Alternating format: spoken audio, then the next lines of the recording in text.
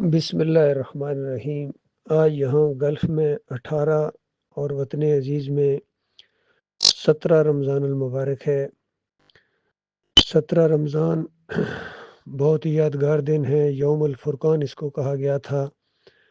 حق اور باطل کے درمیان فرق کرنے کا دن تھا، جب 313 مخلص مومن، صحیح عقیدے والے، راسخ العقیدہ، توحید والے، اس دور کے بڑے بڑے جو جنگجو تھے، 1000 کا لشکر لے کر آئے تھے، ان کے سامنے صف آرا تھے۔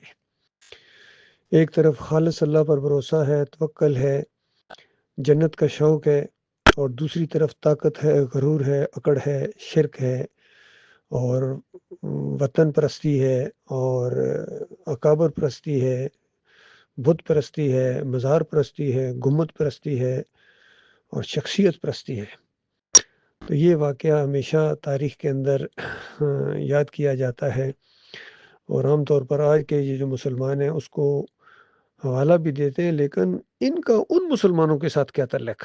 بالکل اسی طرح کا ماحول بن گیا ہے۔ جب مشرکین مکہ اور یہود و نصارہ ابراہیم علیہ السلام کا جب کوئی نام لیتے تھے تو اللہ تعالیٰ نے کہا کہ مشرکو، تمہیں ابراہیم علیہ السلام سے کیا تعلق ہے؟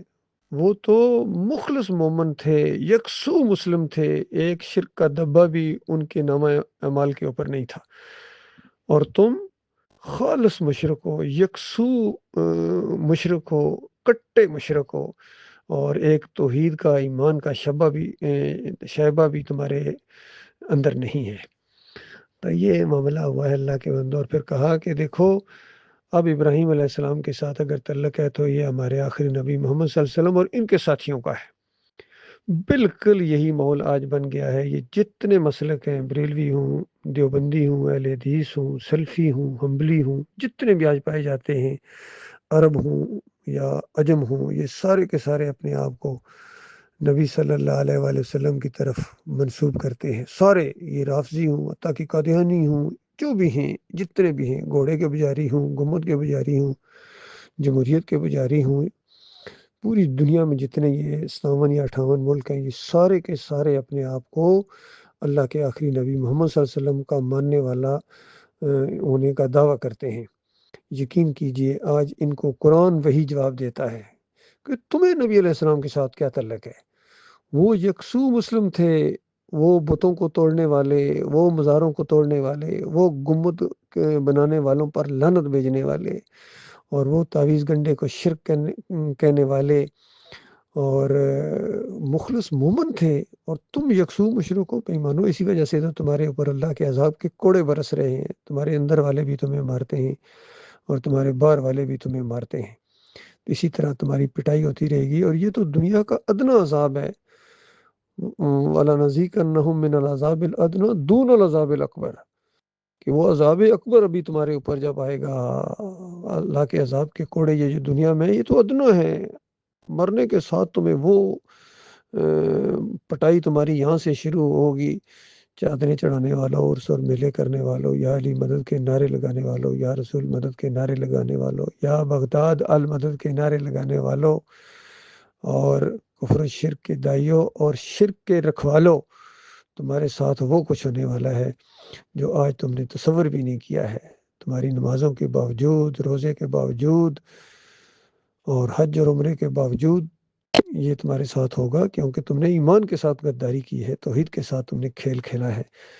ہاں، یہ اور بات ہے کہ اگر آج بھی تم توبہ کر لو، معافی مانگو اپنے مالک اور خالق سے، پلٹو اللہ کی طرف، یہ عذاب آتے ہیں لعلہم یرجعون۔ آج جو تمہارے اوپر میزائلوں کی بارش ہو رہی ہے، اس وجہ سے کہ اللہ کی طرف پلٹو، لیکن اللہ کی طرف کوئی پلٹنے کے لیے تیار نہیں ہے۔